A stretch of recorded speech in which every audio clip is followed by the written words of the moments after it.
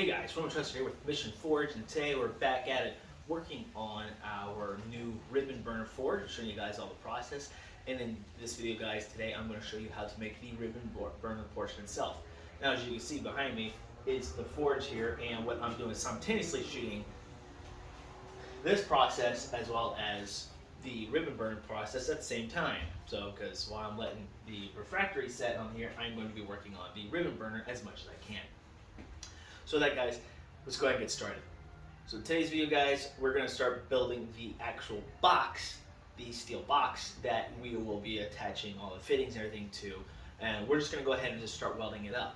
So what you need is you need to cut out 3 6-inch pieces and 2 3-inch pieces, right? The 3-inch pieces are going to be the ends, and you're going to have 2 6-inch pieces on the side and 1 on the top, and we're going to leave the bottom completely open. So I already got them cut up. Let's go ahead and let's get out there and let's get to welding them. Now you can order a box already kind of square tubing, if you will, and then you'll have to cut out one of the bottoms. You can do that, but those are kind of expensive. It was just cheaper for me to do it this way, so that's what we're doing. So let's get out there and let's get this thing welded up.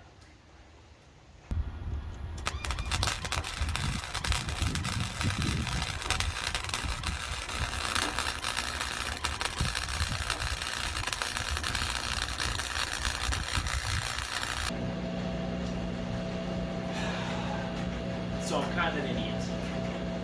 While welding up this box, made a little bit of a mistake. This outside, these end pieces should be, you'll see how they're in between the 6-inch pieces? Well, this should be on top of it, because now it's too wide, and it will not fit inside the ribbon burner here. So now, we gotta start over. So I'm gonna start over. So at least I got 1 6-inch piece here, so I need to cut 3 more 6 inches out, 2 3-inch pieces out. This time, I won't mess this one up.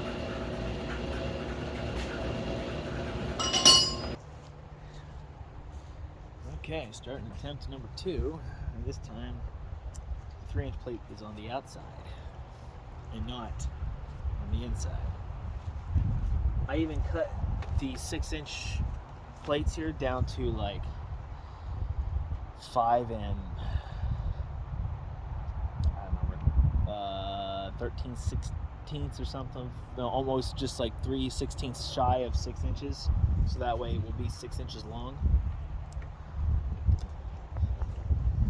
Okay.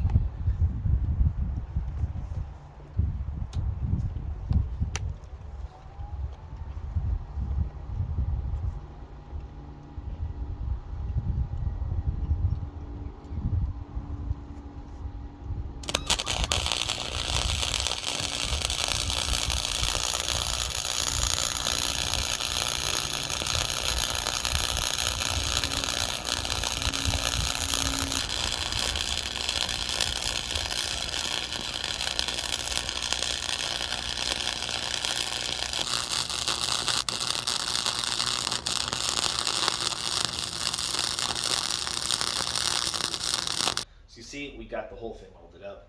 So the next thing we're going to have to do is, well, I'm going to get the flap disc on my grinder here, get a lot of the splatter off.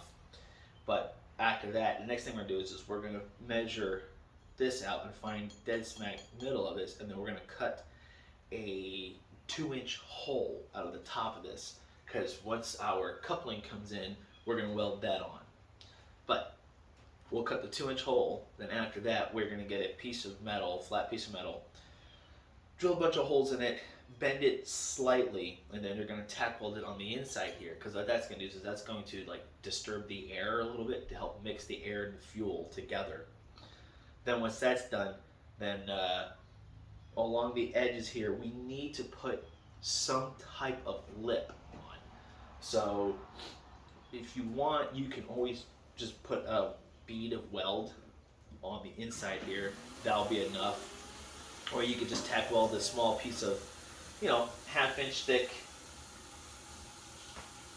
a half-inch wide flat stock on the sides here. Because what that is when you put this in the refractory for the actual burner portion itself, it has to have something to hold on to, or it can fall off. So you need to have something like that on there.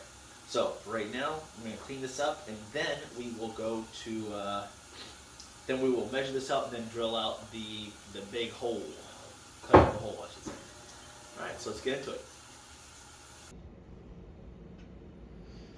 Okay, so I cleaned it up with the angle grinder, and we're not using a 2-inch hole cutting thing here. We're going to use an 1 3/4 because the hole for the coupler itself is only 2 inches, and you need it to be a little smaller so that way you have room to weld everything on. So it's going to be 1 3/4.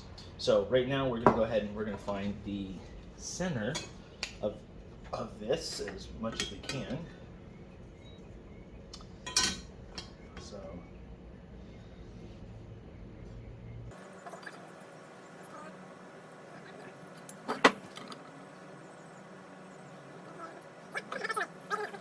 all right, so I got a hole drilled in there. Put a little bit of oil on this.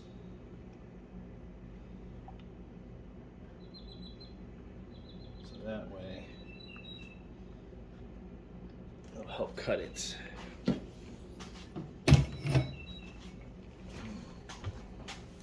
Make sure you secure it to like a vise or something, otherwise it's gonna potentially snag on you.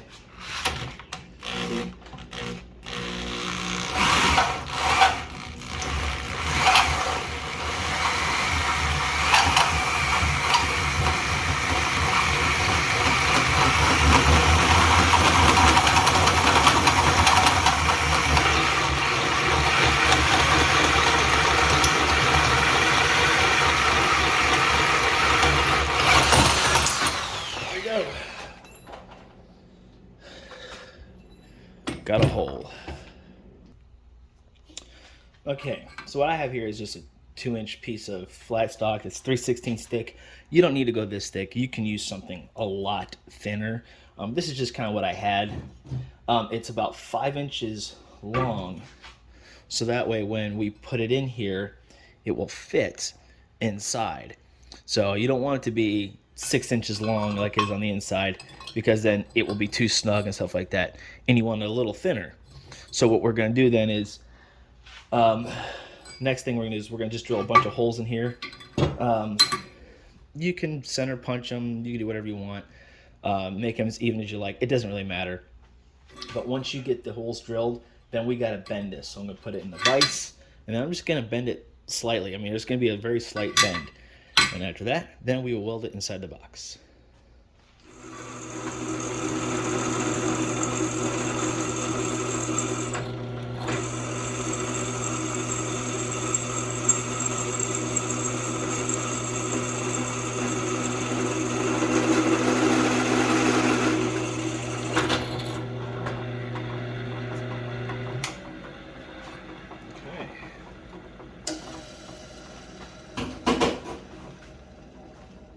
We got our holes. They don't have to, I initially started with the small ones. I don't know what I was thinking. This worked just fine. So now we'll put it in the vise and then bend it between 15 and 20 degrees. Oh, well, there you go. See, it's now bent. Not quite centered, but close enough. What I did is I just took it in the vise, used a hammer, and beat on it. So that is more than enough. So now we got to place it inside here, and we're going to weld it up, and then should get to go. I need to go through, there's 2 spots in here on this I need to re-weld because it needs to be airtight, and there's 2 corners that are not airtight, so I got to make sure I get that done. And to test that, simply just put water in it and see where it leaks. Okay, so what I did here is I ran a bead all the way around of weld, and then it actually wasn't that deep of a weld, and I wanted a bead here so that way when we put the refractory, it's something to hold. So a few spots I just kind of put some bigger weld marks there, so that way it really has something to grip onto. So now what I'm just gonna let it cool. I'm gonna just try to clean all that extra stuff out, And then I'm going to grind down the outsides a little bit more, and then that's it for now. Now, I received this part here today, and I already welded it on. I didn't need to show you guys me welding that on, but I did. In fact, I must say, I did not do that bad of a weld job. It actually kind of came out pretty good. Anyways, so next, what we're going to do is we're going to be making the actual burner portion that's going to go inside the forge. So right now I'm just using some leftover 2x6 I have here. And what we're doing is I'm going to be drilling a bunch of holes. Now, I already kind of tested out the depth of one of the holes, but what we're doing is I marked on the board, and I know it's going to be kind of hard to see. Let's see here. Yeah, so on the board itself, you can see I traced out the burner. Went in about a 1/2 inch on each side. This was a little less, but it's okay. And then about a 1/2 inch, every 1/2 inch, I made a mark. And then same thing, every 1/2 inch all the way down, I made a mark. And then as you see, I drew lines all the way across. And right where they intersect is where we're going to drill our holes. Now, a lot of people use crowns, and that's what I used last time. This time I'm trying something a little different. I'm using straws. The reason why I'm trying straws is because some things say the straws come out easier than the crowns. You don't need to drill them out. I don't know. They're kind of already hollow. Now, one of the reasons I don't really want to use straws too much is because the problem is that you can get refractory pouring over inside of them. And I really don't want that to happen. But what I'm going to do is once I get the straw in place inside the hole here, which this is also another little problem, which is that these straws are a little harder to get in the hole, but once you get them in there, struggle here, still struggle, just get in the hole. There we go. Yeah, you want it to actually be kind of snug because you don't want the refractor to get inside the hole in the board here. But once you get the straw in, and you get your board, your boards on the side set up, you cut the straw so it's a little longer, so that way it will be, when you place this inside the board with the refractory, part of the straw will go inside the burner here, and then hopefully you won't have any problem where the refractor will spill over inside the hole. Fingers crossed. So anyways, so what we're going to do is we're going to drill these holes. Now, I set this so that this is low, so that way when I go to drill the holes, this stops at a certain point. So the holes are the same depth at every single hole. A little consistency there. So that way I'm going to have to put a piece of tape on here and go that route. Now, if you don't have a drill press and you're going to use a regular drill, then put a piece of tape on your drill bit here so you know how deep to make the hole inside the board.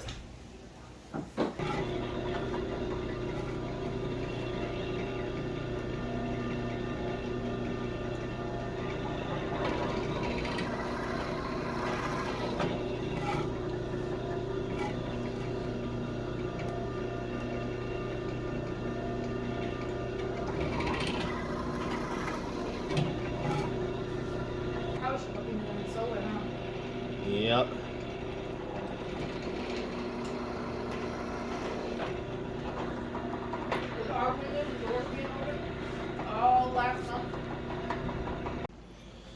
Okay, so what I did is after I got all these holes drilled, I sanded this down a little bit. And then the pieces that are going to be on the outside, like the walls here, what I did was not only did I cut them as best as I can to the shape that we need, I also label them so you can see 4 top, 1 top, 2 top, 3 top, 4 top, and then on the outside I'd mark, outside, so that way I know which way is outside, obviously. But also what you're going to want to do is you're going to want to sand the inside of these boards just a little bit. You don't have to make it like perfect, and the reason you want to sand it is because you don't want the refractory to stick to this. So to help prevent it from sticking, you can spray it with like Pam and stuff like that. But to help by sanding it, removing a lot of the rough edges and stuff, so it doesn't really give the refractor anything to bind to. So now the next step I'm going to do is I'm going to go ahead and I'm going to start on the bottom of these. I'm going to put a couple of screws through to hold them in place. You know, you want to use screws because we're going to have to unscrew it to take it off. Now you can do, like, say, screws here for the long ones, or screws here, doesn't really matter, and then do 2 screws. I would do the screws on the bottom here and then screws on the side here, so that way it keeps it together here. It's not going to go anywhere. And once you have it all screwed down, you're good to go. Then you can start putting your straws in these little holes. And good luck getting the straws in. It's a pain in the butt. But once they're in, you're good. Alright, so that's what I'm going to do next. Okay, so for those who are not carpenters and not exactly sure how to figure out where to, you know, when you put the wood on, how to line it up properly, what you do is you drill a couple of pilot holes. So you see here, I took some, like, say for example, this is top 1. I place it on the edge of where I had already marked it from the burner. I mark a line one side, mark a line the other. Now I know how wide the wood is. Did it on all 4 sides, and then I drill pilot holes. So that way then on the back side, you put some screws through. And what you do then is then you take your board here, you get it lined up. You know, I need to lower these a little bit more actually. And then what you can do is then you press down hard, and then it'll leave indentations or imprints, if you will, on the back side here. And then you can drill a couple little pilot holes in there, and that way it will hold. That way you'll drill into the wood, not crack it and all that stuff, and it'll be in the right position. So that is how you do that.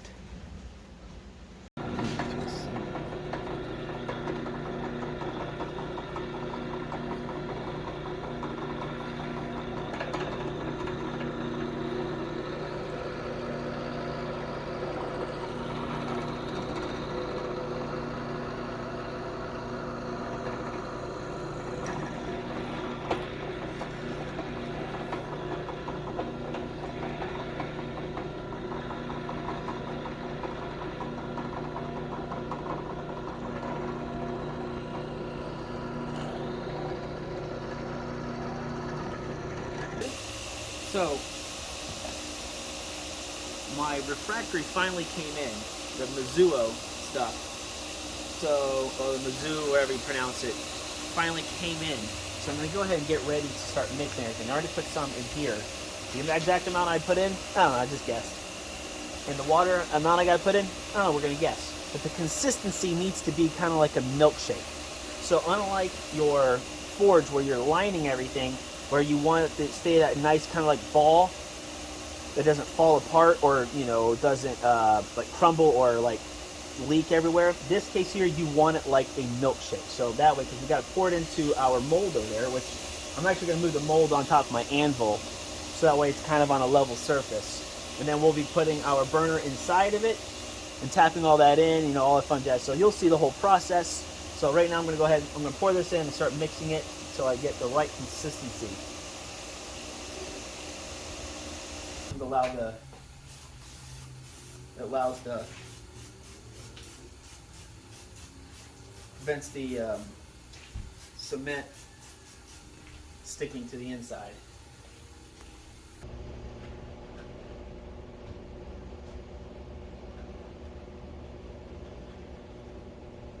That's why normally they use crayons.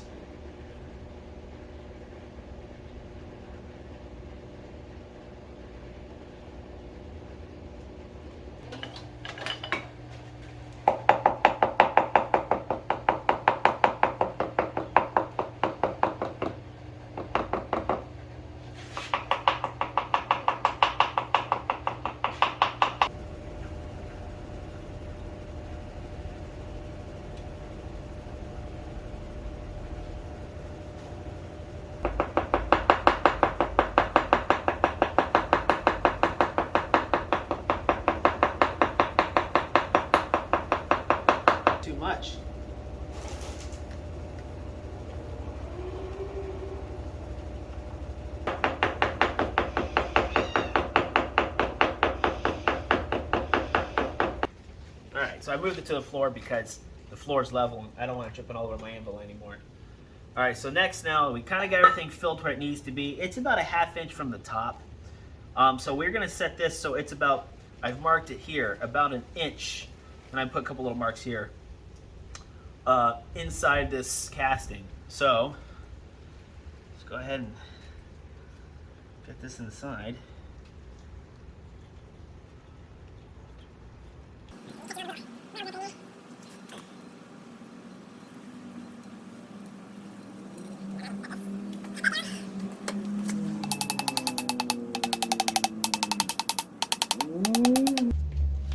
So I'm gonna go a hair more than 1 inch, just a hair more. What you want to see is when you're pushing this in, you can't see it right now, but you'll see the refractory kind of start to line up with the top of that. That's kind of about where you want it. That's why you know it's sufficiently submerged inside there. Ooh. Here we're at 2 inches. All right, so we're about even. All right. Now to just let it sit and do nothing. You let it do nothing for a week. You let it sit for 7 days. So I'll see you guys in 7 days for this crazy thing when we take it apart.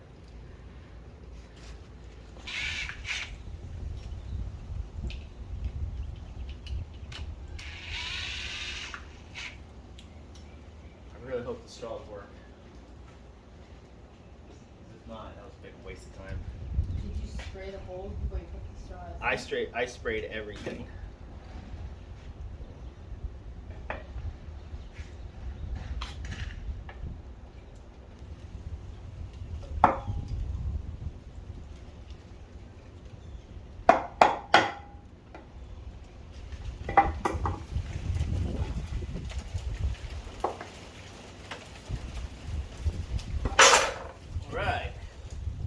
And look, the straws are still pretty hollow and empty. All right, now the real test. Will the straws come out? I was told they would. Oh, they're pulling out! I'm so excited! Yes! Yeah, no drilling. So, let's do this. Yay! Fantastic! This is awesome! I should have used straws to begin with.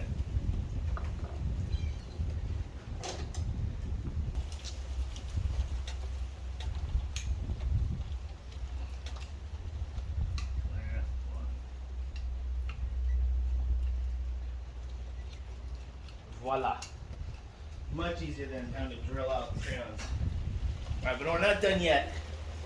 So once you take it out of the mold, you're still supposed to let it set for about another day or two, because now it's open, it'll allow any additional moisture that's inside to escape. So I'll probably just let it sit for one more day out here, and then I'm going to throw it in the oven for at about 300, 400 degrees or so for about 2-3 hours, so that way it will finish getting any built up moisture out. So, all right, but hey man, that worked out fantastic. That is, wow, that is just so awesome. No idea how happy that makes me. All right.